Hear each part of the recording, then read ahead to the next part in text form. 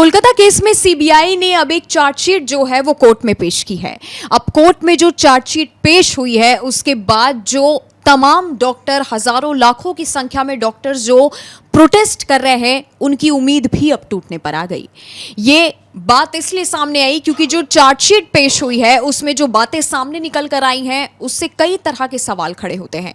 सवाल ये कि क्या सीबीआई के पास दिन कम पड़ गए, या क्या सीबीआई और कई सबूत जो जुटाने वाली थी वो सबूत वो जुटा नहीं पाई, या जितना भी मिला जुला सीबीआई के सामने आया उसने उन सब चीजों को इकट्ठा करके कोर्ट में पेश कर दिया।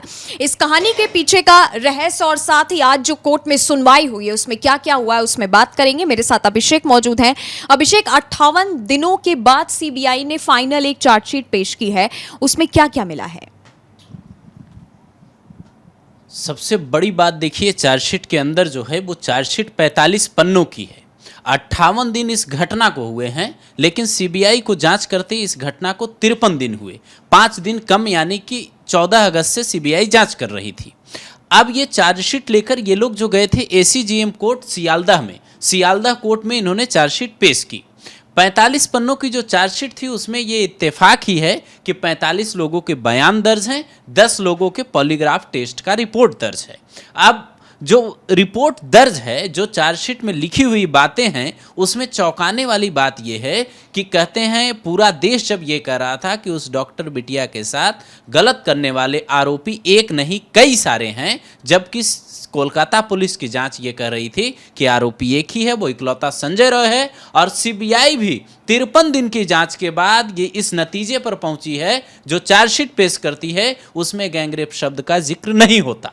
इसके अलावा उस चार्जशीट में सीबीआई ये लिखती है कि संजय रॉय ने नशे की हालत में उस लड़की के साथ जो हरकत की है उस वक्त वो नशे की हालत में था, यानी कि ये संकेत मिलता है कि इस केस का वो इकलौता आरोपी है जिसने उस डॉक्टर बिटिया के साथ गलत किया। अब सवाल ये है कि जो सीबीआई जांच कर रही थी, क्या वो जांच पूरी हो गई, उसके बाद चार्जशीट पेश हुई? क्योंकि 90 दिनों का वक्त होता है, जो आपने कहा कि क्या सीबीआई ने चार्जशीट जल्दीबाजी में पेश कर दी। 90 दिनों का वक्त होता है आमतौर पे चार्जशीट पेश करने के लिए। अब सीबीआई को क्या ये लगा कि इतने दिनों में चार्जशीट पूरी हो गई, अब पेश कर देना चाहिए, या फिर उसको ये लगा था कि एक ही आरोपी है, इस केस को लंबा खींचने से कोई फायदा नहीं? अभिषेक, चार्जशीट में सिर्फ संजय रॉय का ही नाम दिया गया है, बल्कि आपने जैसे कि बात कही और तमाम तरह के जो सबूत थे वो खुद इस बात का इशारा कर रहे थे कि एक आदमी के बस का वो काम नहीं हो सकता, वहां पे 6-7 लोग मौजूद हो सकते हैं। चार्जशीट में संजय रॉय का ही नाम क्यों लिखा गया? क्या ये मतलब समझा जाए कि क्या सीबीआई कोई और सबूत ढूंढ नहीं पाई, या फिर सबूत उसके सामने ही थे और कुल मिलाकर उसने आखिर में या जल्दबाजी में संजय रॉय का नाम लिख के कोर्ट में दे दिया? नहीं, सीबीआई ने जो जांच की है उसमें जल्दबाजी की बात तो नहीं लगती, लेकिन संजय रॉय का नाम क्यों लिखा है, उसके पीछे सीबीआई को क्या सबूत हाथ लगे हैं, और जिनको आरोपी कहा जा रहा था इस केस में उनका नाम क्यों नहीं लिखा गया, इसको आप इस सीसीटीवी फुटेज की तस्वीरों से समझाते हैं। सीसीटीवी फुटेज जो सीबीआई के हाथ लगे थे उसमें 3:42 पर ये चार्जशीट की वो बातें हैं जो सीबीआई के सोर्सेज के हवाले से बाहर आई है मीडिया में। मैं ये स्पष्ट करना चाहता हूं, क्योंकि चार्जशीट तो देखिए कोर्ट में पेश हुई है तो वो बाहर आएगी नहीं, लेकिन जो मीडिया में बातें सामने आई वो ये कहती है कि सीसीटीवी फुटेज के मुताबिक 3:42 पर जो संजय रॉय है वो अस्पताल में जाता है। वो सबसे पहले इमरजेंसी एंट्रेंस में जाता है, वहां घूमता है, उसके बाद इमरजेंसी बिल्डिंग के रैंप पर देखा जाता है। 4:03 पर तीसरे फ्लोर के कॉरिडोर में वो दिखता है। 4:37 पर वो अपने बाइक से बाहर जाता है। जो मौत की टाइमिंग थी वो सुबह करीब 4 बजे बताई जाती है। इस हिसाब से सीबीआई ने और कोलकाता पुलिस ने दोनों ने जो जांच की उसमें संजय रॉय इनको आरोपी, दोषी आप जो कहिए वो इनको लगा, और उसके बाद इन्होंने अपनी रिपोर्ट में ये बात लिखी। लेकिन इसके साथ एक बात और लिखी है उस चार्जशीट में, वो ये कि 16 बाहरी और 9 अंदरूनी चोटों के निशान मिले हैं बॉडी पर। अब इसी बात को लेकर सवाल खड़े हो रहे हैं, सवाल कई सारे हैं। क्या सीबीआई की जांच के बाद जिन लोगों का गुस्सा जो अब तक प्रदर्शनों में था कि इसमें एक आरोपी नहीं है, वो शांत हो जाएगा। ये सोचने वाली बात है, क्योंकि कई लोग ये कह रहे थे कि आरोपी एक नहीं है, लेकिन कहते हैं जांच सबूतों से चलती है, लोगों के कहने से नहीं। हालांकि 12 पॉलीग्राफ टेस्ट होने के बाद और आधा दर्जन लोगों से ज्यादा पूछताछ होने के बाद जो है ऐसा कहा जा रहा है कि सीबीआई ने संजय रॉय का नाम लिखा है। तमाम तरह के सबूतों को देखने के बाद बताया गया है कि आरोपी उस दिन एक ही था, क्योंकि जिस तरह से फुटेज आपने देखी और पहले से हम 9 अगस्त से 10 अगस्त को संजय रॉय को अरेस्ट कर लिया गया था, जिसके बाद जो फुटेज सामने निकल के आई थी कि सेमिनार हॉल से 40 मिनट बाद जो है संजय रॉय निकलता है।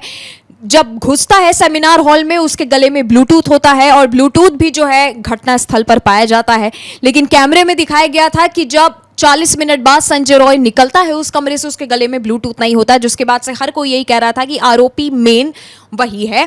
लेकिन इस समय जो है चार्जशीट जब पेश हो चुकी है अभिषेक, तो क्या यह माना जाए कि चार्जशीट पेश होने के बाद अब मुख्य आरोपी सिर्फ संजय रॉय है, या इस केस में अब और कोई नए खुलासे होने बाकी है?